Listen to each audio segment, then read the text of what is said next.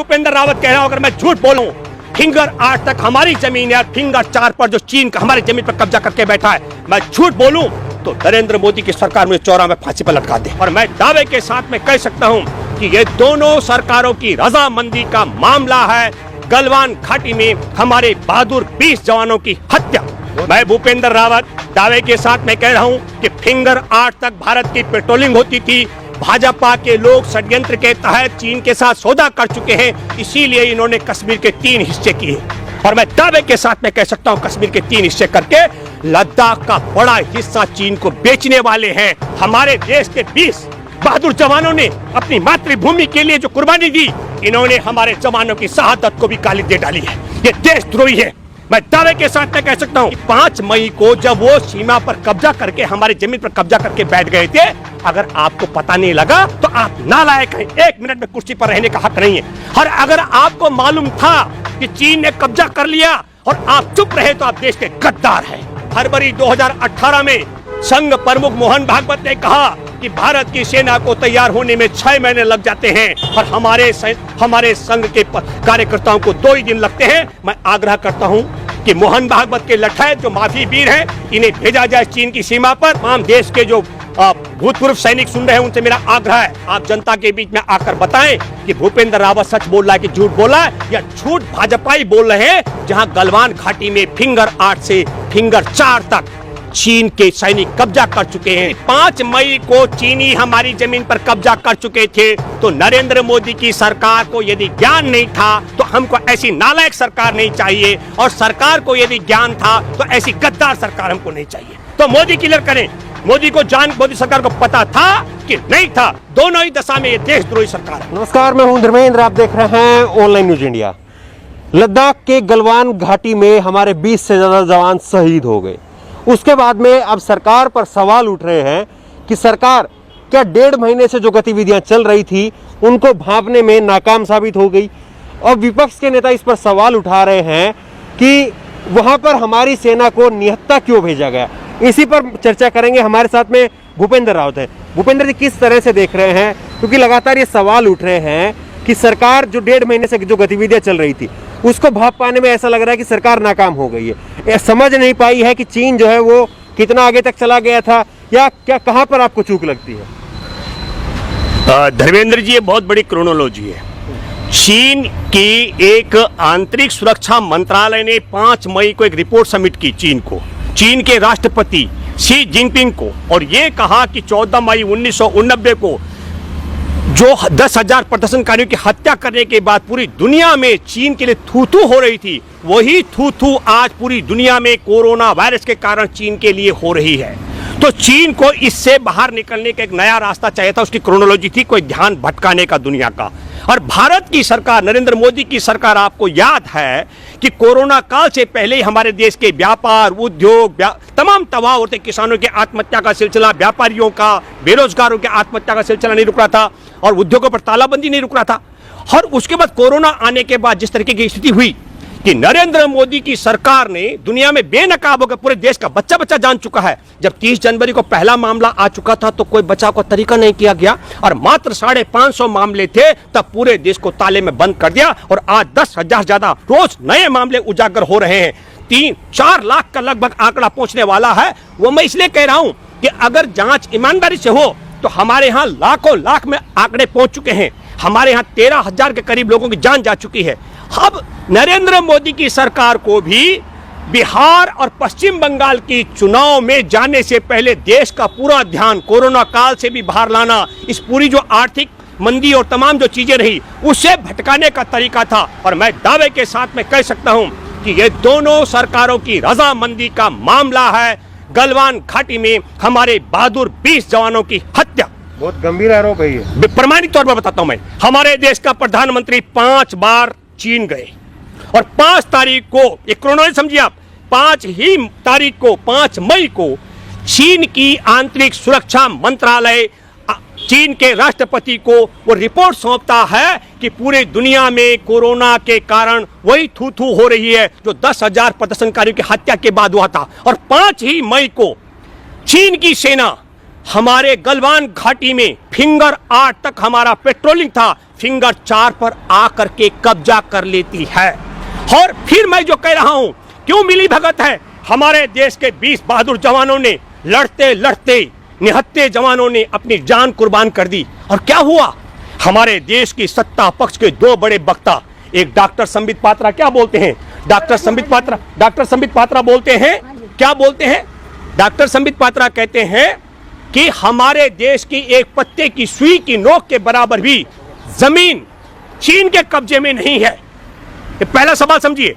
चीन का विदेश मंत्री कहता है कि जो गलवान घाटी की जमीन हमारी है, और भारत का सत्ता पक्ष का प्रवक्ता मनी मोदी सरकार की तरफ से डॉक्टर संबित पात्रा कहते हैं कि पत्ते की नोक के बराबर की जमीन भी चीन के लोगों के पास हमारी नहीं है। इसका मतलब वह जमीन किसकी हुई? जहां पर चीन के सैनिक हैं, भाजपा की तरफ से चीन की हुई।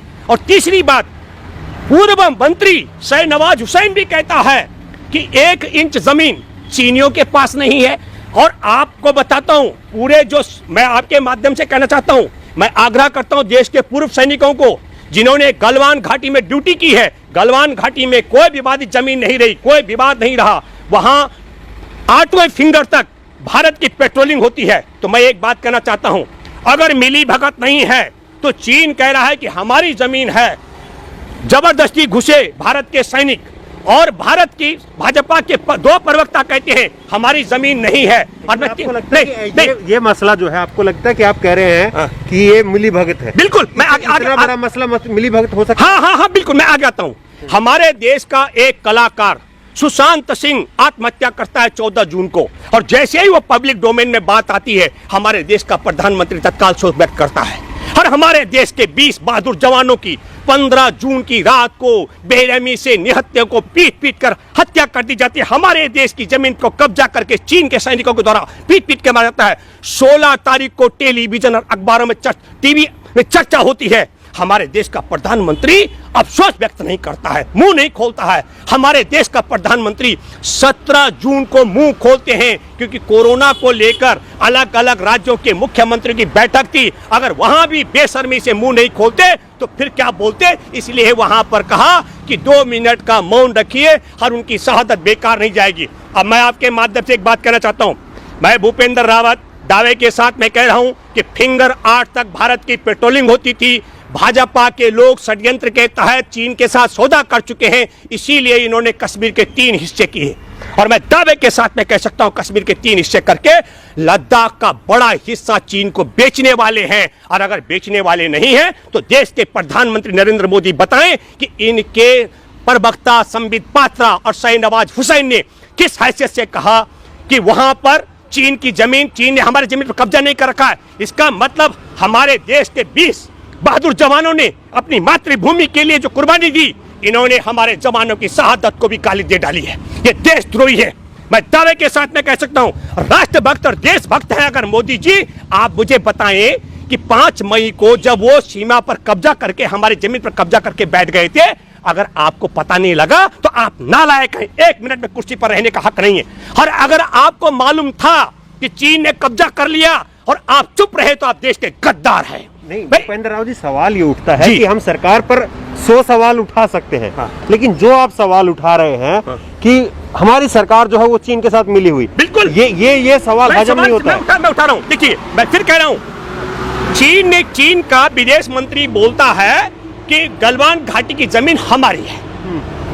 जहां विवाद हुआ तो वो अपनी तरफ से तो यही नहीं, सुनो। और मेरे भारत के सत्ता पक्ष, मैं सत्ता पक्ष कह रहा हूं, सरकार की तरफ से 2 प्रवक्ताओं के टेलीविजन में बयान सुन सकते हैं आप। वो है डॉक्टर संबित पात्रा, उन्होंने कहा कि 1 इंच जमीन पर चीन नहीं है हमारी, जिस पर चीन है। और शाहनवाज हुसैन ने कहा कि वो जमीन हमारी नहीं जहां चीन है। और मैं भूपेंद्र रावत कह रहा हूं, अगर मैं झूठ बोल रहा हूं, फिंगर 8 तक हमारी जमीन है, फिंगर 4 पर जो चीन का हमारी जमीन पर कब्जा करके बैठा है, मैं झूठ बोलूं तो नरेंद्र मोदी की सरकार में 14 में फांसी पर लटका दे। आपने कहा, मैं दूसरी बात कहना चाहता हूं, सुशांत सिंह आत्महत्या करता है, आप अफसोस व्यक्त करते हैं।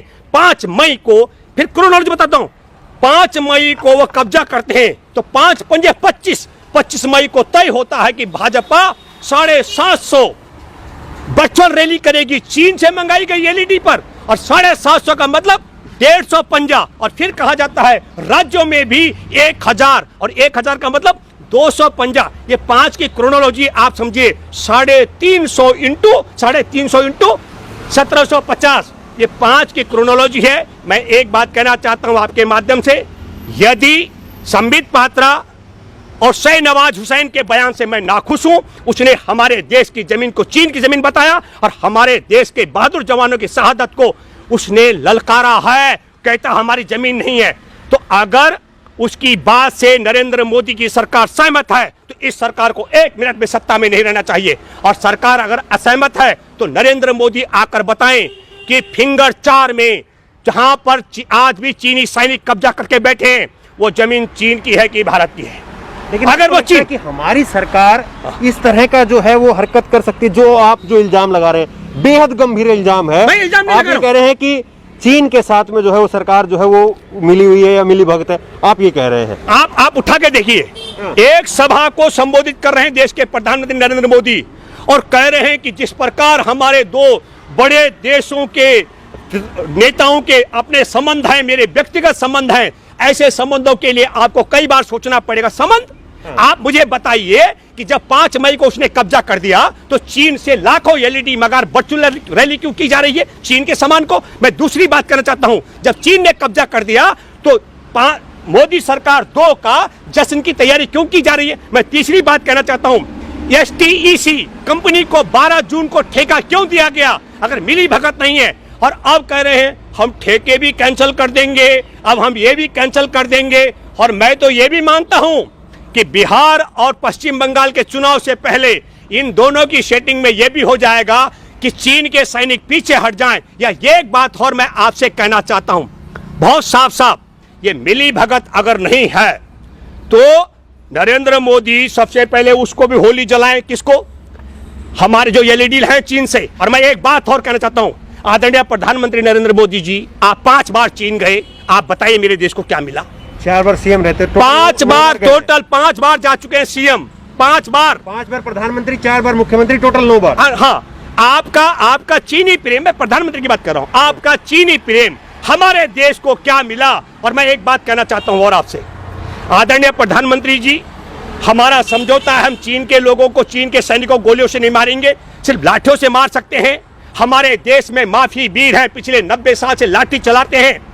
और फरवरी 2018 में संघ प्रमुख मोहन भागवत ने कहा कि भारत की सेना को तैयार होने में 6 महीने लग जाते हैं और हमारे संघ के कार्यकर्ताओं को 2 ही दिन लगते हैं। मैं आग्रह करता हूं कि मोहन भागवत के लठैत जो माफी वीर हैं, इन्हें भेजा जाए चीन की सीमा पर, ये वहां अपना लाठी का युद्ध दिखा करके ये लाठी वीर बन जाएंगे, माफी वीर। और हमारे देश के सैनिक हमको कमजोर नहीं, धर्मेंद्र जी, हमने 62 में लाठियों से मारा है चीन को, 8 लाठियों से हमारे सैनिकों ने। आज हमारे पास एटम बम है, हमारे पास सैटेलाइट है, हमारे पास साजो सामान है, हमारे बहादुर सैनिक हैं, हमारे पास तकनीक है, बटन दबाएंगे चीन मिट जाएगा। और चीन के पास में भी तो है। हमने ये नहीं कह रहे कि चीन के पास है, हमने कहा कि तब उसके पास जो कुछ था हमारे देश के सैनिकों ने। मैं गलवान घाटी में कोई विवाद हमारा नहीं रहा चीन के साथ नहीं। मैं दावे के साथ कहता हूं, आपके माध्यम से ऑनलाइन न्यूज को तमाम देश के जो भूतपूर्व सैनिक सुन रहे हैं उनसे मेरा आग्रह है, आप जनता के बीच में आकर बताएं कि भूपेंद्र रावत सच बोल रहा है कि झूठ बोला है, या झूठ भाजपाई बोल रहे हैं। जहां गलवान घाटी में फिंगर 8 से फिंगर 4 तक चीन के सैनिक कब्जा कर चुके हैं और हमारे निहत्थे सैनिकों को पीट पीट कर मार डाले हैं। मैं आप सब लोगों से फिर आग्रह करता हूं, यह देश की सरकार हमारे साथ, देश के साथ गद्दारी कर रही है। अगर वफादारी कर रही है तो क्या कारण है कि 5 मई से लेकर पूरे 42 दिन का तांडव रहा। और मैं फिर कहना चाहता हूं, अगर मिली भगत नहीं है तो 15 तारीख जून की रात को हमारे देश के सैनिकों की हत्या हुई। 16 तारीख को नरेंद्र मोदी ने मुंह क्यों नहीं खोला, क्यों नहीं बोला कि मेरे देश के जवानों की हत्या हो गई, क्यों दुख और अफसोस। एक आत्महत्या करता है तब उस पर तो आप तत्काल रिएक्शन करते हैं, दुख व्यक्त करते हैं, अच्छी बात है, उसकी आत्मा को भी शांति मिले। लेकिन मेरा देश जानना चाहता है कि मोदी तुम 17 तारीख तक मौन क्यों रहे, क्यों नहीं कुछ बोले। और मैं फिर कहना चाहता हूं कि हमारे देश की सीमा पर चीन ने कब्जा कर रखा है और यह देश नरेंद्र मोदी का नहीं है, 137 करोड़ भारतीयों का देश है। ये चीनियों को सोचना पड़ेगा, सोचना पड़ेगा। और मैं ये बात कहना चाहता हूं, मोदी जी वह कौन सा समझौता है हमारे देश के जवान लाठी खाते रहे, पिटते रहे, हर गोली नहीं चलाए। मैं अपने देश के बहादुर जवानों से आग्रह करता हूं, ऐसा कोई समझौता हमको मंजूर नहीं है कि चीन के लोग आकर, चीन की सेना आकर के हमारे देश की जमीन पर कब्जा करे और आपको लाठी से पीट डालिए। मैं आपसे आग्रह करता हूं, आप बंदूक का मुंह खोल करके उड़ा दीजिए उन सबको, ये मैं आग्रह करता हूं। बहादुर की तरह मारिए। और लाठियां की बात करनी है तो वहां संघ के लोगों को भेजिए, लाठी चलाने का उनका अनुभव है, लठैतों को भेजिए वहां। भूपेंद्र रावत के अपने दावे हैं और उसी दावे के अनुसार जो है वो सवाल खड़ा कर रहे हैं, इस पर कह रहे हैं कि कहीं ना कहीं जो है वो मोदी सरकार की मिलीभगती रही है जिसकी वजह से ये हुआ है। ये इनके खुद के व्यक्तिगत दावे हैं।